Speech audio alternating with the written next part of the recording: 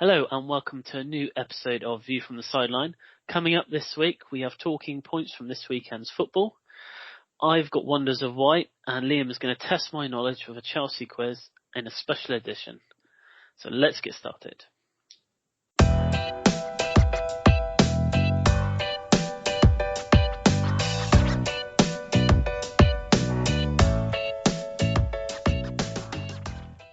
Hello and welcome to this latest edition of View from the Sideline podcast. It's Chris here and Liam is with me as always. Hello Liam.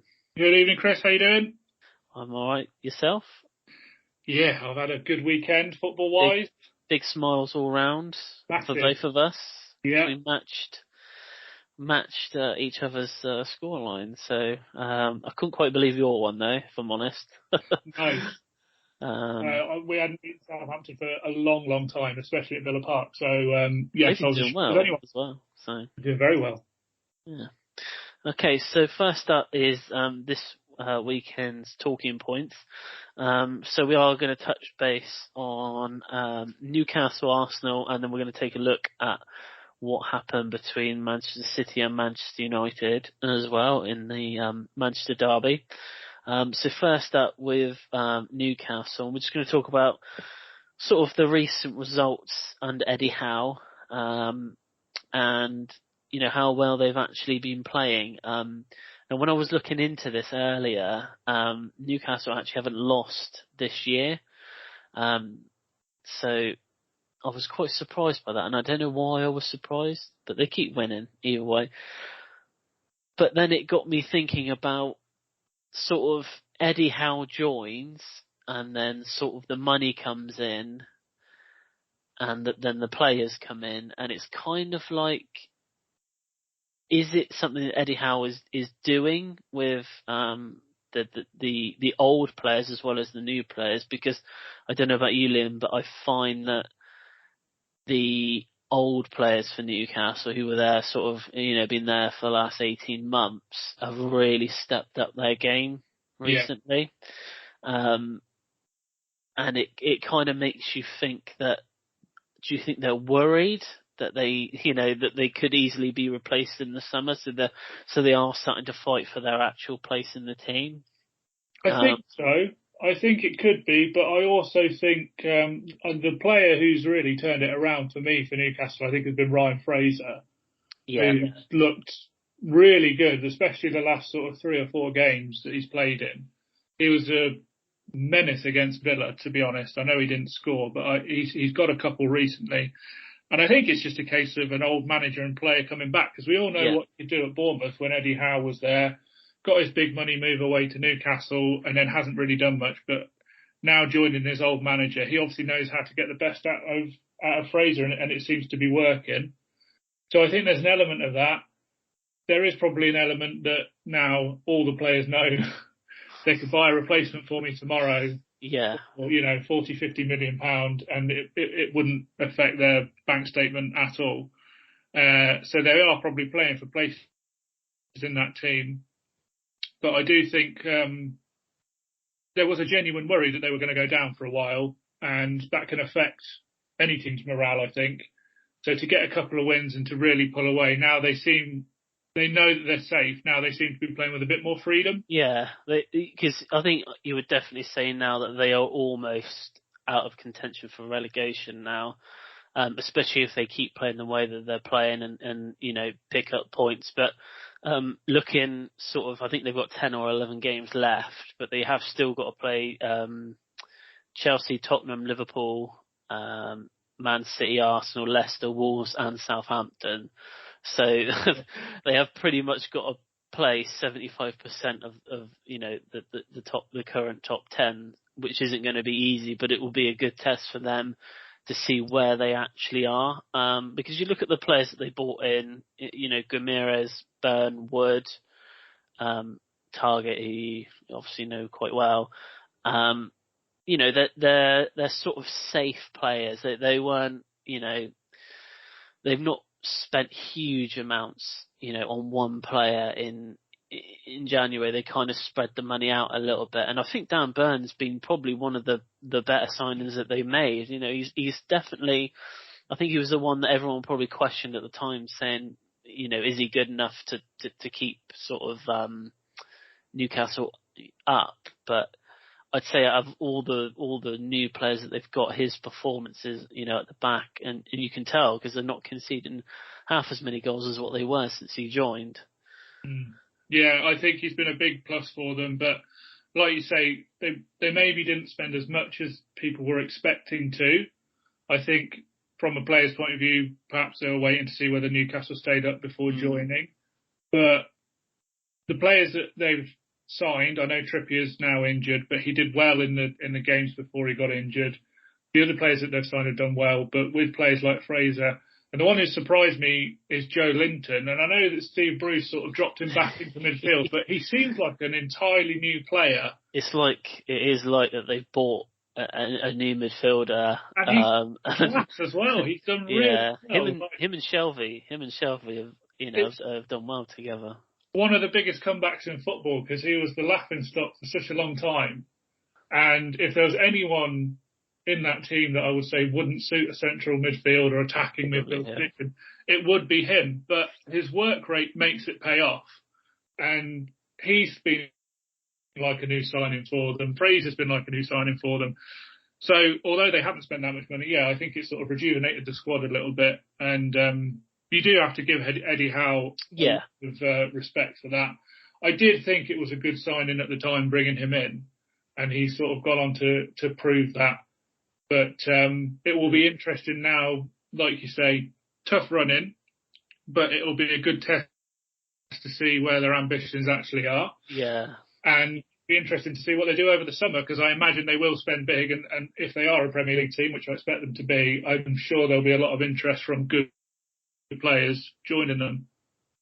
Well, they definitely have the money to spend on wages. But I think like you said, it's going to be a good test to see sort of when they do come up against, Liverpool and Chelsea and Man City, how they perform, especially the players that, like I said, have been there for, a while now. Can they step it up against these big teams? Because, I guess from a Newcastle point of view and an owner's point of view, Man City, Chelsea, Liverpool, that's where they want Newcastle to be probably within the next, 3 or 4 seasons. But I guess interested to see what their target is for next season. Cause if they survive, but they're in the bottom half this year, it's not going to come overnight. And if they do spend big, are they going to want immediate returns on that? Are they going to want European football next year? I mean, it didn't happen for Man City straight away.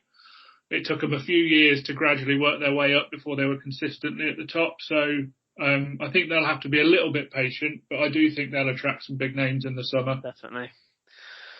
So we'll move on now from Newcastle, and you've got some notes on Arsenal.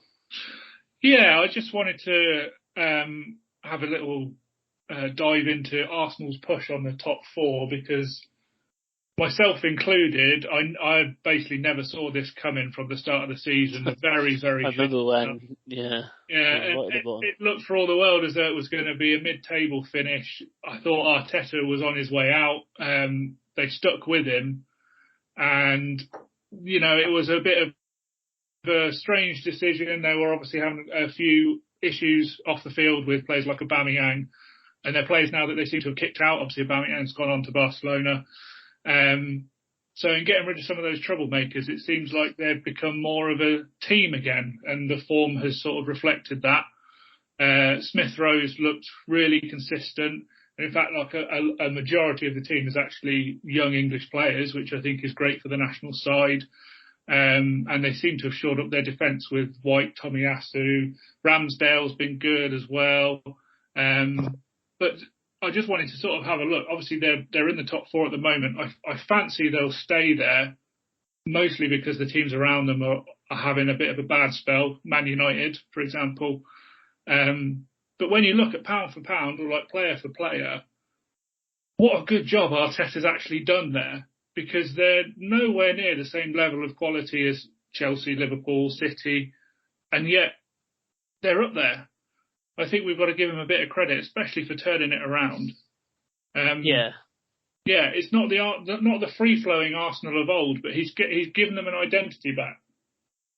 Well, they're definitely playing a lot better from what they did at the start of the season. Because, like you said, I don't think anyone would have seen them going anywhere near the top four from how they started, and probably Arteta at that time was probably only 1-2 games away from actually being sacked. And at the time, a lot of Arsenal fans were calling for him to go and for them to get someone new in. But he's turned it around. Like you said, they've got some really good young English players, like Saka, who's his performances with Smith Rowe as well have been, very, very good. And I think they've got 3 games in hand on Manchester United. And I think if they won all 3 of those games, they'd only be a couple of points behind Chelsea. So it's not even out of the realm to think that they could actually finish third. And, if he gets Arsenal into the Champions League with the squad that they've got, when you look at the squad and you look at their sort of striker options, they are very, very limited. They've got Lacazette, and that's pretty much it, to be fair. And he's off in the summer as well. So they are at a sort of a crossroads now where they're not known to splash, huge amounts of money. And Arteta's done a brilliant job in getting that squad, because rightly say, that squad is not up there in terms of probably top 4, but, they will have to spend money in the summer on players because it's likely that they are going to be playing in the Champions League. Yeah, I think they'll need, looking at their team now, I know obviously you're right, if they win their games in hand, they're right behind Chelsea, but you wouldn't have many, if any at all, Arsenal players in that Chelsea squad. No. I know you're a Chelsea fan, so you're biased, but I wouldn't naturally pick any of Arsenal's players and say they would improve Chelsea's squad. Certainly not Liverpool or Man City, and yet, they're up there challenging for them. I do think you're right. They are going to need investment if they're going to stay at that level. I think they lack a little bit in midfield. They need a sort of, I'm going to go back, I'm going to do an Arsenal fan now and say they need a Vieira type in midfield, like a Gilberto Silva. I think they are lacking that. And like you say, striker-wise, Lacazette is off. Aubameyang has already gone.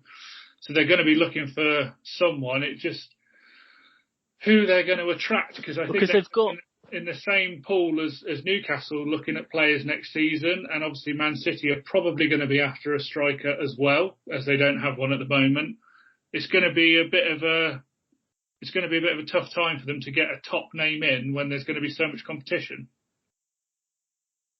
Yeah, for me, I to be fair, with Newcastle spending power, and, even if Arsenal get in the Champions League, I think Arsenal and Newcastle are probably going to be fighting for roughly the same sort of player. But I think we can agree that, Arteta has done, an incredible job really to turn it around. And he's got Arsenal playing good again. They're playing some half decent football. I know, against Watford, they played well. But they've always been known to be a bit leaky at the back at times. But, we're not talking about them last season when they had David Luiz. He was like a headless chicken sometimes. But, Ben White's come in and they've definitely conceded less goals with him playing. And like you said, Tomiyasu as well. But, they are a genuine threat. It's bad to say, really. 5-6 months ago, if you were playing Arsenal at the weekend, you could almost think to yourself, well, this is going to be an easy game. But he's got them working for him now, and there's obviously a level of trust within that squad. And I think, like you said, maybe getting rid of Aubameyang was probably a blessing in disguise, because obviously he seemed to have undermined the manager a little bit. And he probably stayed a little bit longer than what he should have. So, but I think they'll finish fourth. and I Yeah, never thought I'd say that at the start of the season. no.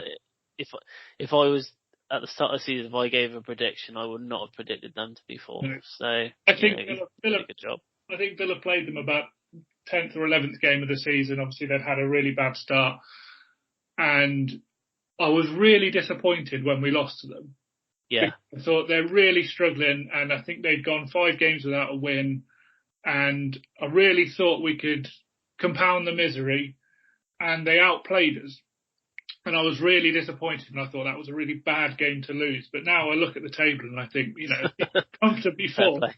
to lose, against them, you've got to give them credit. So they've turned it around really well, and it's not very often a manager gets a chance to do that as well. So credit to the board for sticking with him. I think he was maybe 1 or 2 games away from being sacked, but they didn't bow to fan pressure. They stayed with him, and they're getting the rewards. So fair play to them.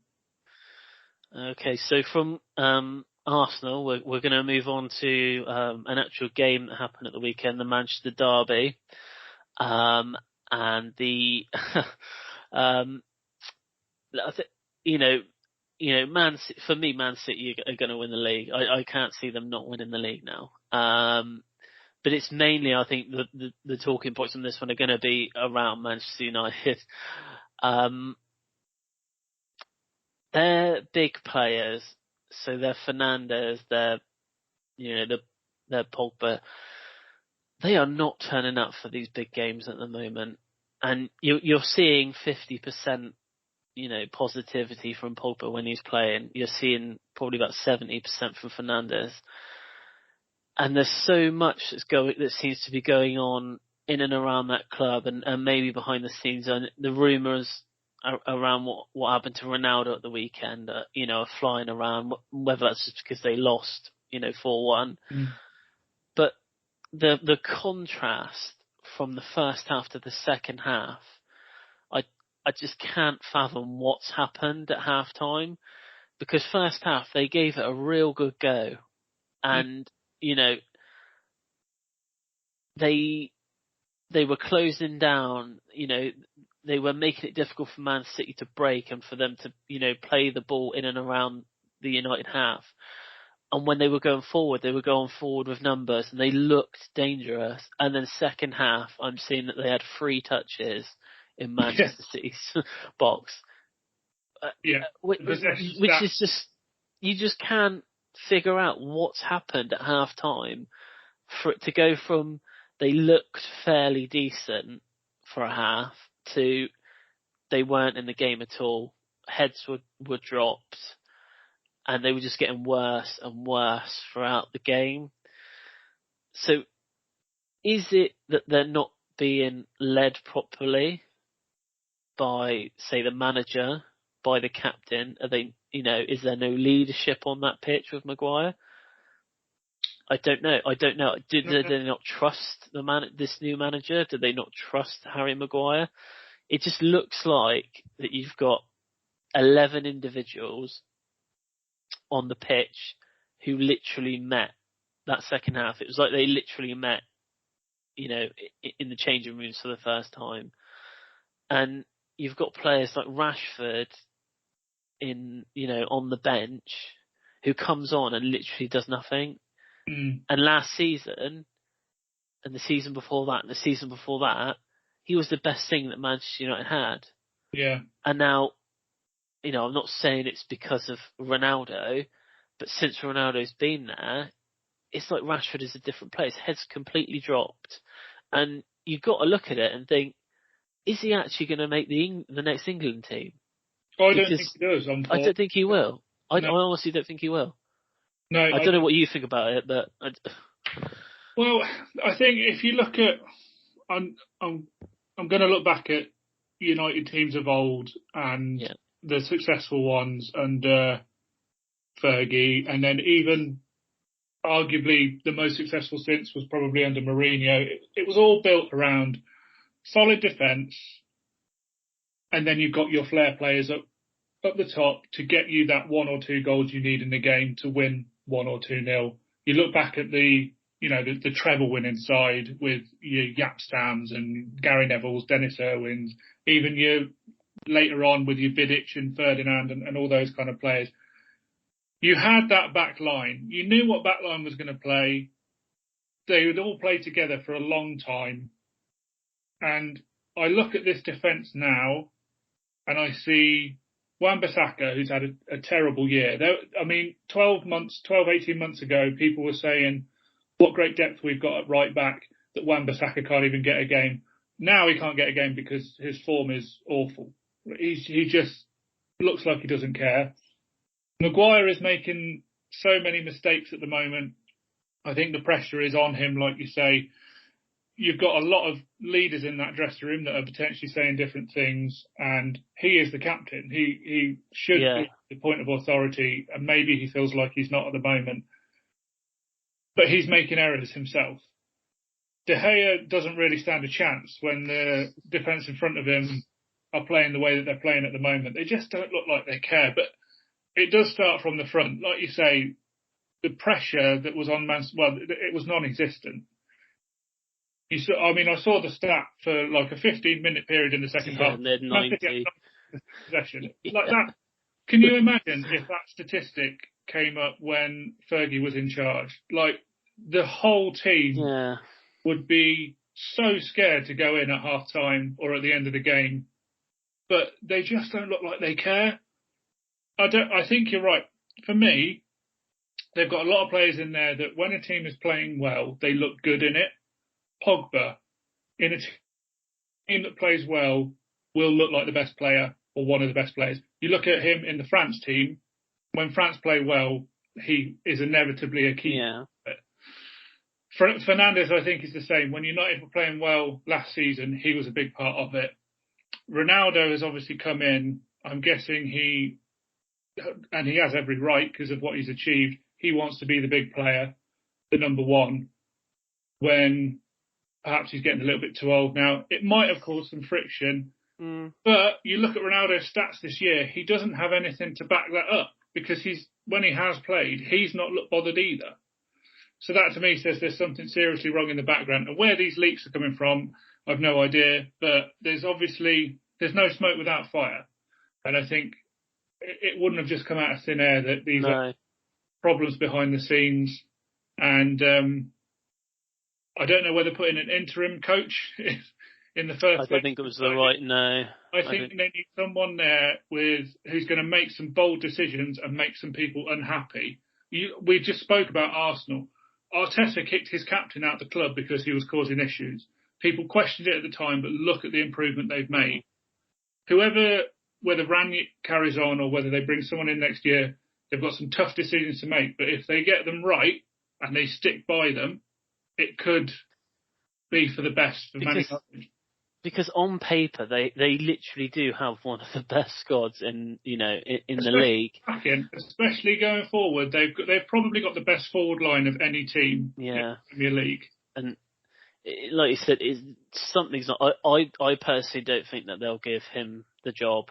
I can't see it. I think there's been too many failures since he took over. There's been too much unrest. I still think they're holding out for Pochettino, but it's like you said, someone has to go in there with authority and start giving them what for, because at the moment they just look like 11 spoiled children on the pitch. Yeah. Not playing for the badge. Like you said, imagine that was Fergie. My God. You wouldn't have lasted 2 seconds on that pitch if Fergie was there. They would have played again. None of them. Yeah. And the thing with those teams as well, I know it was different in the Premier League back then, but he had a core of a squad that stuck together for quite a long time. Yeah. You could pretty much pick maybe 8 or 9 out of the 11 almost every week. There'd be a couple of positions that he'd rotate. But at the minute, I'm looking especially at their defence. They call it a back four, or sometimes a back five. I wouldn't know who they were going to pick on a week-by-week basis. And if I don't know that as someone watching football, it can't have a good impact on the team. Because if they don't know who they're playing with every single week, there's obviously not much chemistry there. So I think that is a part of it as well. You know, you do pick players based on form. I understand that, but you've got to give people a run together in order to get that form. Just lastly, the thing is they've started playing this Elanga guy now, right? Because you know he has put some half decent performances. Yeah. But there is something fundamentally wrong when he is starting over Rashford, and I think it's clear to see that something is definitely not right there.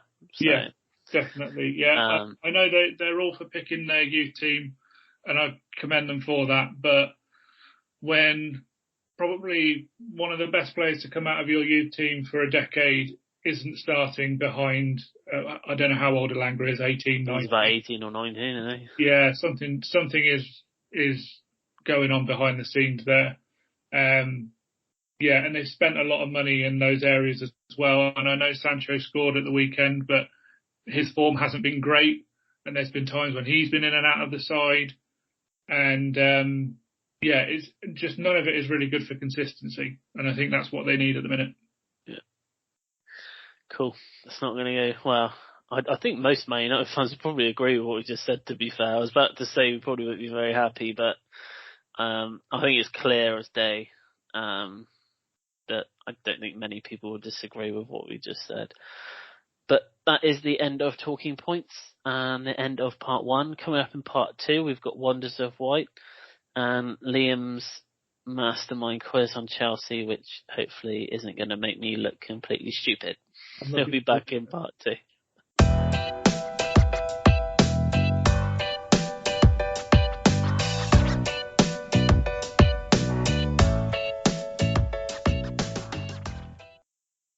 Welcome back to part 2 of View from the Sideline podcast. I am just going to give you a little update on Villa because obviously we had an incredible win this weekend, so it would be rude of me not to talk about it. 4-0 against Southampton, who have notoriously been a difficult side for us to play against, especially at Villa Park over the years. Probably one of the best individual performances I've seen from a Villa player, certainly for a long time, if not ever, was Coutinho, who just absolutely ran the show. It's, from a footballing perspective, nice to see him happy playing his football again. And from a Villa's perspective, it's obviously great to see him happy again because he puts in performances like that. So creative, sets up a couple of goals. He could have had a hat-trick himself. Obviously only got one in the end. But overall, one of the most pleasing performances I've probably seen since that Liverpool game where we won 7-2 that I never mention. But yeah, great to watch. Great goals. Didn't really look like conceding, which obviously has been our problem the last few weeks. Looks like we've shored it up a little bit defensively. Callum Chambers was probably one of the passes of the season from a Villa perspective with the outside of his foot from a centre half. I think if Virgil van Dijk did that, they'd be raving about it for years to come. So yeah, really pleasing to keep a clean sheet, especially we had Digne out as well. So Ashley Young came in at left back. Consul was out, so Chambers came in. So I wasn't anticipating it to be as maybe as simple as it was in the end. And it was also good to see Douglas Luiz on the score sheet for the first time in God knows how long, because he's had quite a bit of stick recently. So yeah, did you catch the highlights by any chance, Chris? Yeah, I saw the highlights. Some good goals. I have to agree with, like you said, Callum Chambers' ball was probably one of the passes of the season from a Villa point of view. You know, and yeah, he's just Ollie Watkins getting on the score sheet. Danny Ings, he assisted 2, I believe, and scored 1. From our point of view, I think now it's about consistency, because now we know that kind of performance is out there. We can get it. It'll be doing it on a regular basis, and you know, 2 wins in a row for us is we're looking up again. Yeah, I know. Don't want to get too excited, but that's our problem this year. We win a game and then we lose the next one, and if we can get a bit of a run together, maybe top half is on. Maybe, who knows? Yeah, but who knows? But yeah, well, I'll quickly talk about, well, pretty much the same result for Chelsea, wouldn't it, really? Yeah. So it was 4-0 as well. Burnley are always a difficult side to break down. Found that out in the first half. And to be fair, like, Burnley played pretty well first half. They had a good couple of chances as well. To be fair, they were probably the better side first half. And then, came out, Reece James scored, and then it was just fun from then on for the Chelsea players, as Burnley's head just dropped, and one came two, and then came three in pretty quick succession. It's good to see Kai Havertz get on the score sheet twice again. But yeah, overall it's good to see Reece James back. I think we've missed him terribly. Say that we haven't really lost that many games. I know we lost the League Cup, but in 90 minutes we gave a pretty decent performance for ourselves. But for me again, Lukaku on the bench didn't come on. You brought Werner on, but yeah, I think from Havertz's point of view, we need someone who's going to score goals, and he's the only one at the moment of the sort of front players that it looks like he's actually capable of actually scoring a goal. It's just sad, really, because I'm not sure what's going on with Lukaku. I don't know whether he's being rested or because we have got quite a few games coming up. Weirdly, we're playing Norwich Thursday, and then we got Newcastle, and then we got Champions League next week. But sort of like our next run of games in the league are Norwich, Newcastle, Brentford, Southampton, Leeds, and then we got West Ham, Everton, Wolves, Man United, and Watford.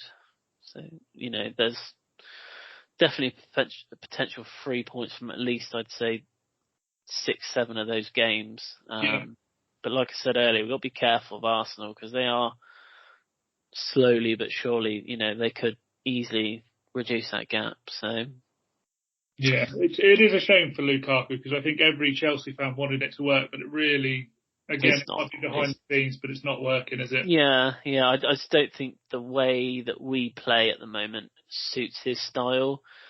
And it was the same, to be honest, when he was there originally at Chelsea. He did struggle then as well. Because, I think he wants to be the focal point of attack, but we need someone that can bring the ball down, hold it, and distribute it left or right for players like Pulisic and Havertz and Werner, to run onto. And I just don't think that he wants to do that. I don't think that's who he wants to be as a player. So, but if we can keep winning by 4-0 every game, that would be nice. But it's, nice to keep a clean sheet as well. We used to keep a lot of them, but not so many anymore. But anyway, we'll move on to the wonders of white. Some stats for you here, Liam. So the first, I don't know why, but the first couple seem to be Liverpool themed, which is a bit annoying. So only Liverpool have won more points this calendar year in the Premier League than Newcastle. Like we spoke earlier about Newcastle and how well they've been doing. Yeah. That goes to show you in the form table they are second currently. Yeah. This one blew my mind, and I've had to verify it, and I can't see that it's not true. Fake news. So it says that Van Dijk has never lost a game at Anfield in the Premier League. That's got to go back some way. And I was thinking about this, and I'm thinking, well, he's been there for 4 or 5 years? But then I thought, well, he was actually injured for all of last season, wasn't he? Yeah, he was. So he did miss a year, and Liverpool did go on that quite good run of home games, but I couldn't. I've seen it in 2-3 different places, so I'm going to say it's true. Chelsea are the first team since 2015 to score 3 goals in the opening 10 minutes of the second half. That was Man City back in 2015 did that. That's a good one for you. And last but not least, we're going to Spain. Spaniel. So I don't know if this will seem strange to you, but it did to me. It caught my eye. So Iago Aspas scored his first injury time goal for Celta Vigo at the weekend. That was his 130th goal for the club, but that was the first time he's ever scored in injury time. Yeah, that's. I mean, the fact that he's got 130 goals, purely based on his time in Liverpool, is astonishing. To be honest, He's a good player. He's a good player over there. Yeah. And he was obviously the best kept secret at Liverpool at the time because he never played when he did. Yeah. But that's quite a stat for 130 goals and never scored past 90 minutes. Yeah. Until the weekend, which I believe they did actually win.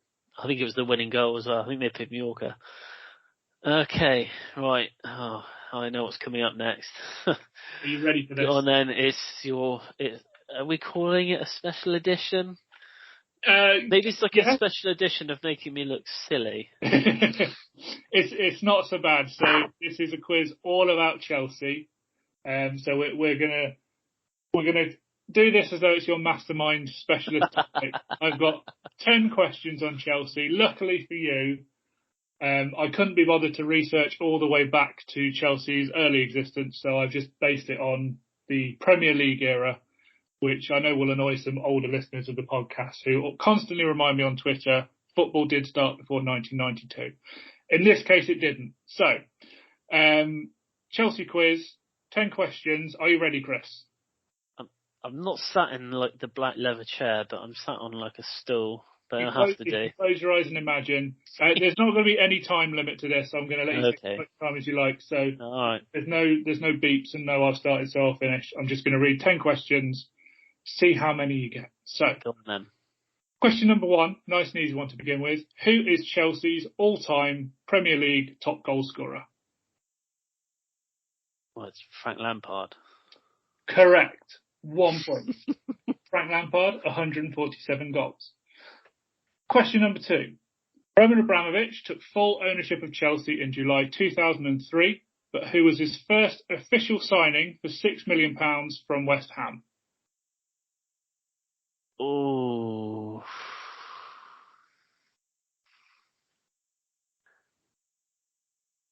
From West Ham. It was indeed. £6 million from... because we've bought a few from West Ham. I'm going to go, because I can't remember, Glenn Johnson? No. Correct. It is Glenn Johnson. It was either Glenn Johnson or Joe Cole. I can't remember.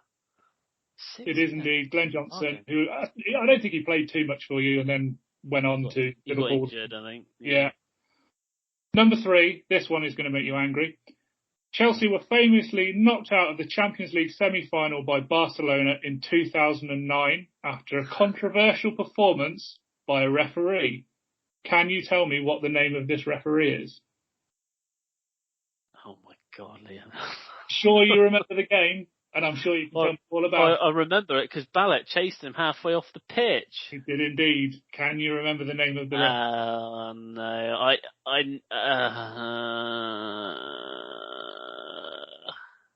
No, I'm not going to be able to tell you. I would say that he's... I remember he was bold, and I remember Balak shouting at him, like, a lot. And it was the same game that Drogba swore on. You remember when he... did, at the end. Yeah. I don't know his name. The referee was called Tom Henning of Rabo. Yeah, I knew he had a stupid name. Flash from the past there. Stupid name for a stupid referee. So, God, we were robbed that game. I remember that. I remember watching that. There was about 6 penalties that were taken. I'll move on quickly before I get more. I'll move on to stop making me so angry. So, question number 4. Jose Mourinho was sacked for the first time by Chelsea in September 2009, but who replaced him as manager? In 2009. I want to say it was was it interim? I've got 2 names. It was interim. I'm not too sure. I've got 2 names. Was it his first? So when was it? So September 2009. So he was sacked for the first time in September 2009, and it's his replacement that I'm after. So after him, because Scolari took charge, but it wasn't. I don't think it was him. I think he was. No, I know. I think is it Avram Grant? Correct. It is indeed. Yeah. Avram Grant. Yeah. Well done. That was a bit of a blast from the past. I'd forgotten all about him being Chelsea manager. Anyway, question number 5. Chelsea won the double in 2010, finishing top of the league and winning the FA Cup. But who did they beat 1-0 in the FA Cup final in May 2010? Oh my word! This is the point where you say, we've won too many trophies, Liam, and I can't remember. I get really jealous. Oh.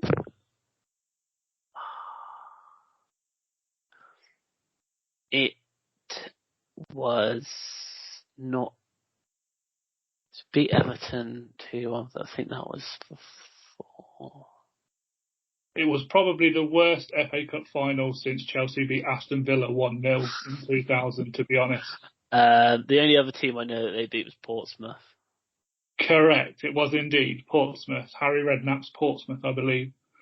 And then I think, didn't Portsmouth win it the next year? I think. Didn't they beat Cardiff in the final? I can't remember now. Anyway, question number 6. So you're doing well. You got 4 out of 5 so far. Question number 6. As of this season, who is Chelsea's longest serving player?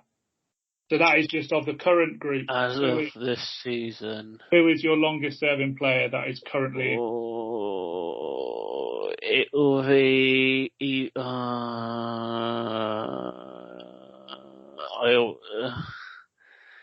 are we saying, does academy count?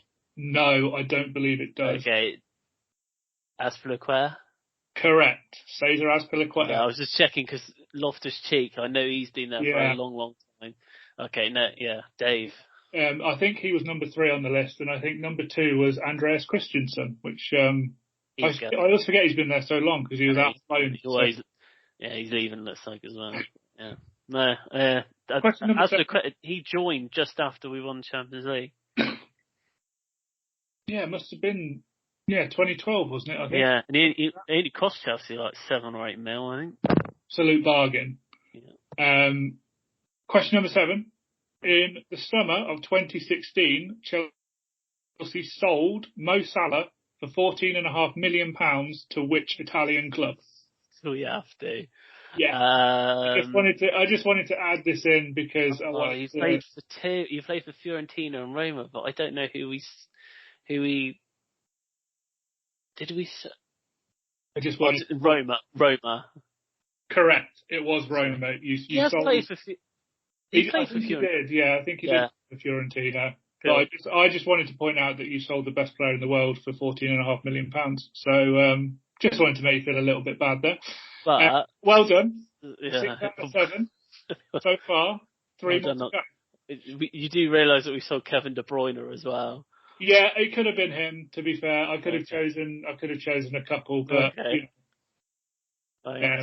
you just need to get better with your transfer policy, to be honest. So, in the summer of 2017, Chelsea broke their transfer fee record to sign which Spanish striker? Oh my God, why has my mind gone blank? In the summer of 2017, Chelsea broke their transfer fee record to sign which Spanish striker? Oh, I know. It's the donkey, Morata. It's Morata, isn't it? It is Alvaro Morata, yes, God. Well done. I don't need to be reminded of that either. Yeah. We can carry on. Question number 9 then, in that case. Going a bit further back in time for this one. So, who was Chelsea's first winner of the Football Writers Footballer of the Year award, winning it in 1996-1997 season? Oh, blimey. 96-97. So the year we won the FA Cup. Oh, who did it? I have no idea. Ruud Gullit. No, it was Chelsea legend Gianfranco Zola. Oh, I that thought would you have might get that one, to be honest. Because Gianfranco Zola is the first player that I think of for Chelsea before Abramovich came in. Because he was great back in the day. You're the only player anyone ever remembers before Abramovich. Basically, yeah. Final question then. Yeah. There are two possible answers to this one. If you get both, I'll give you 2 points. If you only get one, I'll give you 1 point. Okay, go on then. So Frank Lampard has scored 4 goals in a match twice, but can you name either of the other 2 players to achieve the same feat? And to make it a little bit easier for you, one player did it against Barnsley in 1997, and the other player did it against Coventry in the year 2000. Any thoughts? Okay, so when did you say 2000 and... So one player scored 4 goals against Barnsley in 1997, and the other player scored 4 goals against Cov City in 2000. Oh my word. You can have both if you want, but I will accept one for a point. So in 2000, there couldn't have been that many.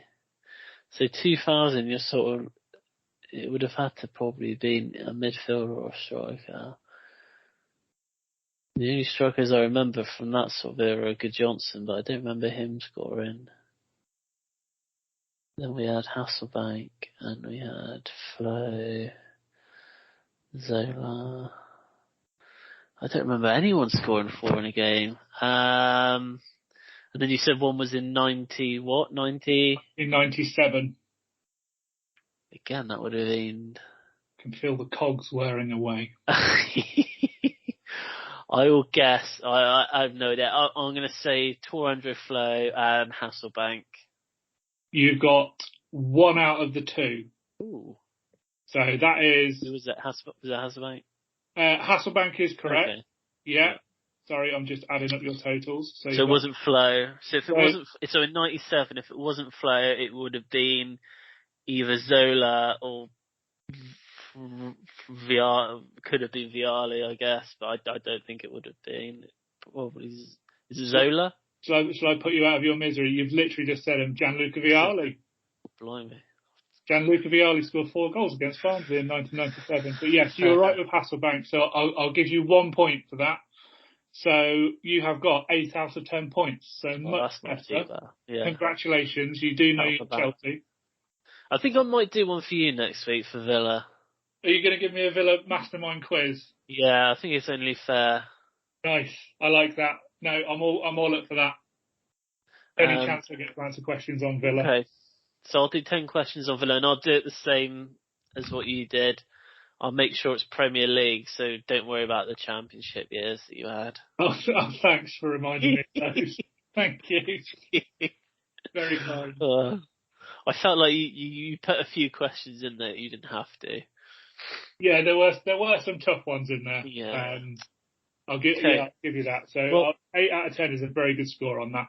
I'll do the before we go. I've got a Who Am I again. Now, as with last week's, this player. So last week I did a sort of theme to it. There's another theme this week. So this player actually scored in the Premier League this weekend. Oh, okay. And I think you're going to get it. Because I just think you're going to get it. And you'll probably get it. So the clubs that the player played for is Aberdeen, Bournemouth, Ipswich on loan, Bournemouth, and blank is his new club. Ooh. So it's Aberdeen, Bournemouth, Ipswich on loan, and then Bournemouth, and then his club he is at now. But I can't give that to you because it will just give it away. Okay. Well, the only thing I keep coming back to is we mentioned Ryan Fraser playing for Bournemouth, but I don't ever remember him playing for Ipswich, and I don't know where they got him from. It could have been Aberdeen. He's Scottish, isn't he? So I can give you one clue. I have written one clue down. Yeah. And the clue is that he was at Bournemouth for 7 seasons in total. So that does sound about right. because he was there. I think he was there in sort of League One Championship days. So that does sound about right. And he scored this weekend. I mean, Callum Wilson is injured, so it's not him. I'm just trying to think of prolific Bournemouth scorers. I'm going to stick with it. I'm going to say, because he's Scottish, it's got to be Ryan Fraser. I'm guessing he played for Aberdeen, so I'm going with Ryan Fraser. Okay, so his club that he is currently at is Newcastle, and you are correct. It's Ryan Fraser, because we spoke about him for at least 5 minutes earlier, and you mentioned his name about 10 times. So I was like thinking, this is not going to go well. On the brain, so well done me for predicting that. But yeah, so it was Newcastle's Ryan Fraser, who scored this weekend. So that is the end of this week's podcast. Anything else, Liam? Just that I hope for another 4-0 win against Leeds this week. I'm keeping everything crossed, and I have every faith that we will do exactly the same. We've got 2 games until the next podcast, so we've got Norwich and then Newcastle. So I'm hoping to have 8 goals and none conceded by the time we do the next podcast. Disappointed with anything less. Join us next week where we'll have more talking points from the weekend's games. I'll have some more Wonders of White, and Liam will be sitting in the imaginary black leather chair as he gets his 10 questions all about Aston Villa. So we'll see you next week.